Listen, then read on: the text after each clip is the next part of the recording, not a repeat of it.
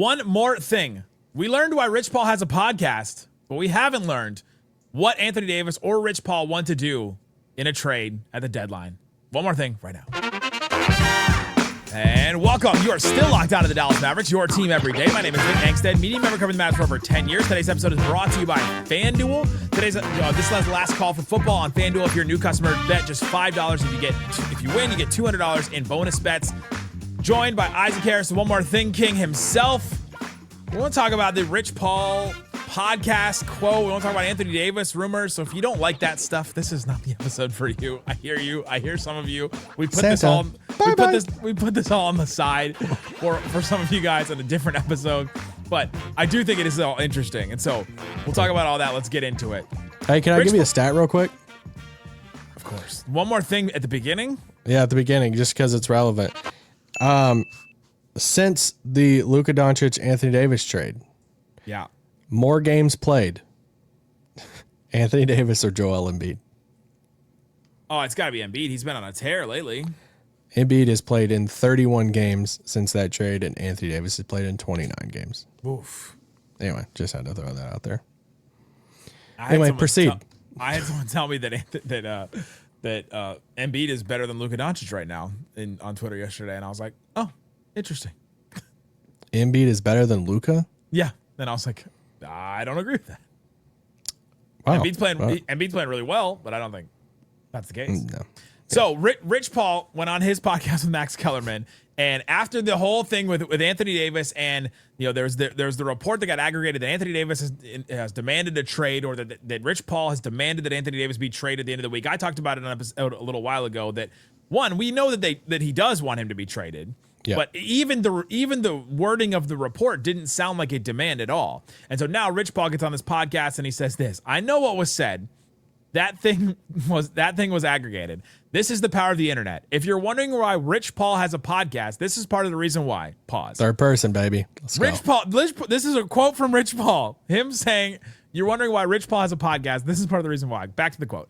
The reality of it is that's fake news. When you have a player that's on a team, it's like you want guys to move for the sake of being moved. It's not like you want guys to be moved for the sake of being moved. If a guy is happy where they are, great. You care about people's family. You care about the guy's well-being. You care about if they're happy. From a business perspective, you want guys to be paid. I don't really care where the money comes from. The money can come from the 31st team in the NBA for all I care. You should care if it's 31. Long as my guy is in position to get paid, that's all I want to do. This idea I don't want a player somewhere, that's not true. So you read this quote and you take it like, all right, well, we know this. This is not anything that we've learned. He wants his clients to get paid. He wants Anthony Davis to get this contract extension. The Mavs don't want to give him a contract extension, which is why we're at the impasse we are with Anthony Davis and the potential trade for Anthony Davis, either now before the trade deadline on February 1st or in the offseason in some way, or even during next season, in some way. But the Mavs have to figure out something else with their second apron. We do know this about Rich Paul. The thing that I find interesting on it is he said this idea that I don't want a player somewhere. That's not true. So it's not like he doesn't want them with the Mavericks. It's just that they aren't willing to pay him, which is, I think, good on the Mavericks part, because we've been clear this entire time. You cannot even entertain an Anthony Davis extension because it just doesn't make any sense. Anthony Davis and Rich Paul want the extension from Dallas. He wants to be in Dallas. He wants the extension in Dallas. And Rich Paul, this is his clever way of saying it, is like, I'm never going to say I don't want him anywhere. Well, you kind of are saying that if that place that you're saying you'll never say you want your player there is saying we won't pay your player. Right. Yeah. So I get what he's saying. It's not about the place. He has clients that are getting paid from the best teams in the league and the worst teams in the league. So it's not about the place. It's about like what he said, getting paid. And even, with Anthony Davis stuff about, which, we could talk about later, but the quote about him wanting to stay and wanting to be in Dallas. Yeah, McMahon said this on ESPN. There are trade discussions that I think his agent Rich Paul has made it clear that he thinks it's in AD's best interest to be traded. AD does not necessarily agree, though. I have been told he has not been pushing to be moved and is comfortable here in Dallas. So Anthony Davis wants to stay with the Mavs and is comfortable here, doesn't want to get uprooted again. I think one of the big things is he doesn't want to get traded mid-season again. That'd be 2 years in a row, right? It seems like he's settled his family and all that, and He's obviously been back and forth through injuries. Like this season could not have been easy for Anthony Davis so far between the pressure past 2 years. The pressure of this team and then the injuries that he's gone through where he's rehabbing multiple different things, the eye, the calf, the groin, now the hand. Like just I feel for the guy. Like this cannot have been an easy season for him to be like, yeah, let's uproot my family again and let me switch, rehabbing with one team and then now rehab to another team. I totally understand that. Listen, we're paid to talk about the team, so we're going to talk about it from an angle of, assets and players and roster building and all this stuff. But as a person, yes, I've always said about AD has handled everything like he could possibly, like the best way he could do it ever since he got here, wanting to win back the city and doing stuff in the community and all the things. I'm pretty sure he about 99% sure he bought a house last off season. And he comes to the city and yes, he got hurt initially in that Rockets game but he buys the house, he settles down the off season. His guy Nico is there, put the biggest bet on him. So if he felt any type of security, he's probably like, all right, this is going to cut me like brush over. My guy is here. He's got me. We're going to be in Dallas for a long time. Nico gets fired. He's been hurt. Dallas is like, he probably thought he was like, it's a no. Do we want to put money down on what Nico probably already like guaranteed an extension? Oh, what if a guy guarantees you an extension and then he gets fired? That's got to be a sinking feeling, right? Right. If Nico was still there, like the extension would be happening. Like that feels like a no brainer. Like so it's like now it's going the opposite direction. And, I believe Anthony Davis 100%, like in a perfect world, he would love to stay in Dallas and would love to get paid in Dallas and just stay here and be here, play with Cooper Flagg, play with your guy, Kyrie. Yeah. But from all of our knowledge, Dallas is not willing to pay him the extension. So I think it's, I'm not saying it's not genuine because I'm not saying that, but I'm just saying like, hey, I want to be here. I want to stay. I want to be here. But if they're not going to give an extension, like you kind of get like, it doesn't tell the whole story. It doesn't tell the full, these quotes like don't tell the full context of the story of Anthony Davis. Coming up, I'm going to tell you why I don't think he's going to be traded in this season, and it'll be in the offseason. We'll talk about that and more coming up. Today's episode of Locked On Mavs brought to you by FanDuel Sportsbook. Last call for football on FanDuel. One final Sunday, one last kickoff, the final chance to get in on the action before NFL season officially comes to a close. Isaac, the Super Bowl is set. Super Bowl MVP props. I gave you the line in the last episode. MVP props. Who do you think has the best odds to win Super Bowl 60 MVP? Sam Darnold. Correct. Plus 125. Drake May plus 230. Jackson Smith, the Jigba, plus 500. Kenneth Walker, he ran like a maniac today, plus 700. And then everybody else is pretty far down there. DeMarcus Lawrence, former Cowboy, plus 100,000 or plus 10,000. Now it's interesting. You can go check out all kinds of things like that on Game Time. Whether you're taking back your favorites, riding with the underdog, or building one of the same game parlays, you can check it out if you're a new customer. Bet just $5 and get $200 in bonus bets if you win. Make it count because after the Super Bowl, the season is over. It's done. Last call for football season on FanDuel, official sportsbook partner of Super Bowl 60. Visit FanDuel to get started. Also brought to you by Game Time. There's nothing like being in an NBA arena, the crowd, the energy, the moment. Getting tickets, though, that's the part that hasn't always been simple. A lot of people struggling. What ticket app should I do? People ask me all the time, what's the best way to get tickets? How do I get tickets for Mavs games? I would tell you Game Time because you can see the price of your tickets up front. They have these zone deals, so you can pick a zone and they find your seat for you. That's a better deal than anywhere else, so that's pretty awesome. You can get that. They have great last-minute tickets options, too, with NBA tickets showing up at solid prices. Take the guesswork out of buying tickets with Game Time. Download the Game Time app, create an account, and use the code LOCKEDON for $20 off your first purchase. That's code LOCKEDON, locked on, for $20 off. Download the Game Time app today. And remember, it's gametime.co, not gametime.com. Shut it down! Let's go home! It's a One More Thing bonus episode of Locked On Mavs. Go listen to the episode with me and Isaac talking about the rumors around Naji Marshall and Max Christie. I think the Mavs are approaching that correctly. And we also talked about some things we learned about this Mavs team over this last stretch. And so you can go check out that in wherever you're listening and watching this. All right, Isaac, we're talking about the rumors about Anthony Davis, Rich Paul, all that. Anthony Davis wants to stay. Rich Paul wants him to stay only if he gets paid and wants him to go anywhere else if he can get paid in those other places. I think we're at a point where I don't think Anthony Davis gets traded this season because I think that I think the amount of suitors that are out there that are possible have kind of fallen away. Anthony Davis has had another injury where he's going to be held past the trade deadline, probably past the All-Star break at this point, which leaves you not a lot of runway to bring in a guy in a big way. So unless a team is wanting to get in on this Anthony Davis ride early for next season, they're betting on that. Like I don't see it. I don't see a team doing that. I also don't know that the Mavericks will take any offer that's given to them right now because they're so low. We've kind of already heard that the Mavs have, that they haven't had palatable offers is, the thing that we've heard in the past. And I think the Mavs are going to keep hearing those non-palatable offers until this offseason to where teams reset. You get the eval of Anthony Davis. And you're like, oh, he's healthy again. He's back. He's 100%. He's good to go after the non-surgery and all that. And I think in the offseason, you'll have more teams with more options. You'll have more teams that talk themselves into themselves for next season, think that they're, an Anthony Davis away from contending. And I think it'll happen in the offseason instead.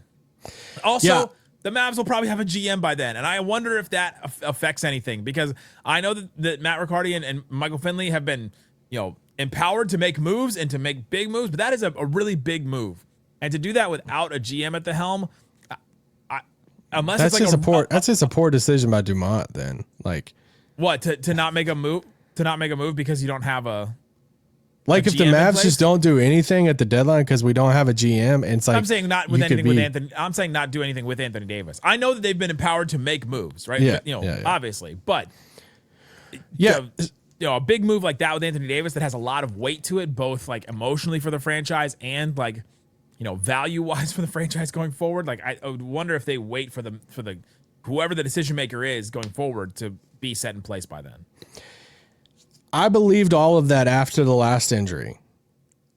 That hey, as soon as the hand injury happened and they're like ligament damage, all this stuff, I was like, all right, he's gonna get traded in the offseason. Yeah. Until what changed for you? All the drama that he's coming back. The moment that Anthony Davis decided not to get surgery and that he was coming back this year in 6 weeks and that the Mavs put out the statement telling everybody that he will be healed and not reevaluated, that moment right there just tells me, oh, well, he's going to get traded. Like he's not going to come. Like, why would he come back? The Mavericks have already talked about, like, there's already grumblings out there about the Mavericks shutting, like, not even letting Kyrie come back. Right. So now you're going to let Anthony Davis come back and you're like going the opposite way in the standings. But it's not. The thing is that a lot of you listening have told us it's not up to Anthony Davis whether he gets traded. He's the one that wants to keep playing. He's the one that doesn't want to shut it down for the season. He's the one that doesn't want to get surgery and leave the door open to play this season. But they can choose to shut him down.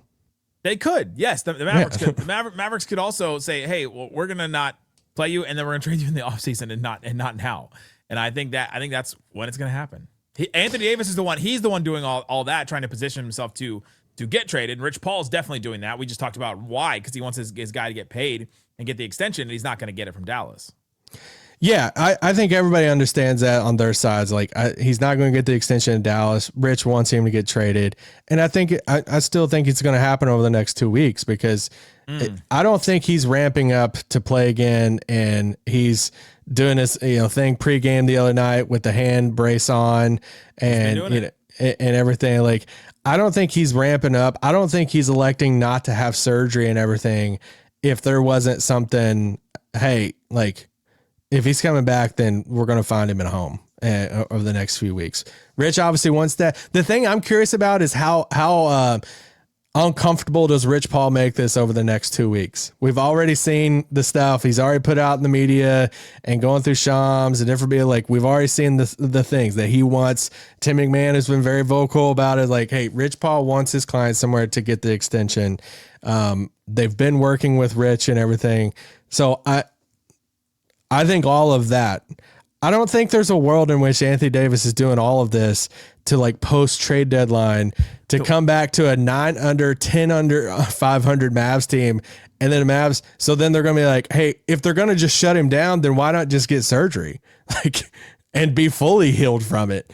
Like, why do this? And then if you're going to come back, they're going to come back and risk like winning more games, like when you're 10 games under 500, or they're like that part just doesn't. I don't. He has to be quote unquote ramping up to keep the window open for him to get traded, to go to that team that is going to promise him this deal. How long have we been saying he's got to ramp up? The ramping up is not even about him playing. It's about him. He's been ramping up for a year. I know. Well, it's ramping up from more and more things. I need him to get off the ramp and just to play 6 games in a row. Can he ramp down? Can he ramp down into playing more games? Man, I would love to see Anthony Davis play 6 games in a row for the Mavericks. That'd be incredible. They play better with him. I think it is about just keeping the window open, because this they don't have much time left to prove to a team that he should get an extension, to get traded to a team. And once the season is over, like they can't do anything but drop stories here and there to Shams and to people. You think there's a world in which they don't trade him at the deadline and then they shut him down, and then he gets surgery? Yes. Yeah. I've heard someone floated that out to me of like, hey, as soon as he's not traded at the deadline, then he chooses to get surgery after that. Sure. That was interesting. I also would believe anything ever with this Dallas Mavericks team, by the way. But no, I think this is their.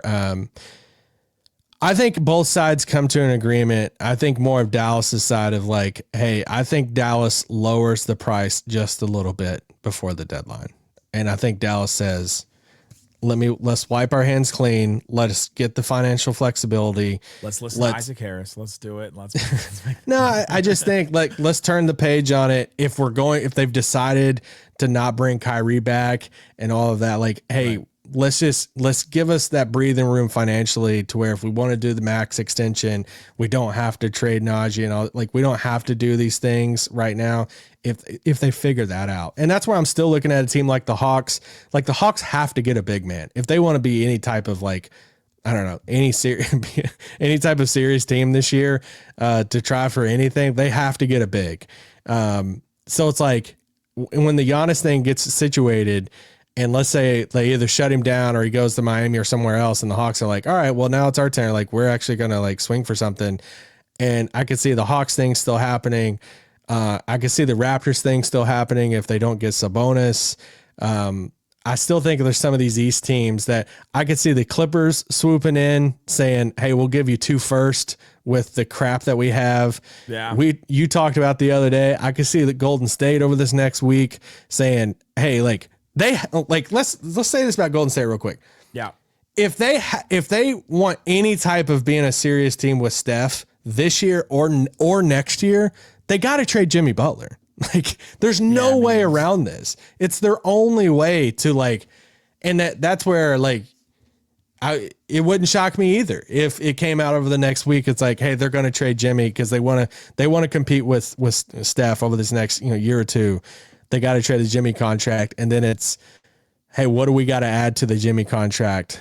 Is it 2 firsts? Is it we got to make this thing bigger? And it's Jimmy and Kuminga and 2 firsts for AD and Naji and something like it's stuff like that. I could see Golden State swooping back in for AD. I think some teams we'll start hearing some teams over the following week or so leading up of like, oh, okay, now there's 3 or 4 teams that's talking with the Mavs and stuff again. That could come from Rich and Shams. I don't know who it's going to come from, but I could see that. Let us know in the comment section. Do you agree with me that he's not going to get traded this season, but it will be in the offseason? Do you agree with Isaac that he's going to get traded before the deadline? Or do you disagree with both of us vehemently and say he will not get traded before the beginning of next season? So me and you both agree that he won't be on the roster at the beginning of next year. Yeah, I agree with that. Yeah, me too. I think so. Go check the links in the description, the QR code for different ways to follow the show, the Everydayers Club, and the text line. Guys, thanks for listening to Locked on Mavs. One more thing. Peace out. Boom. He's got to touch it. He's got to rub it and hold it.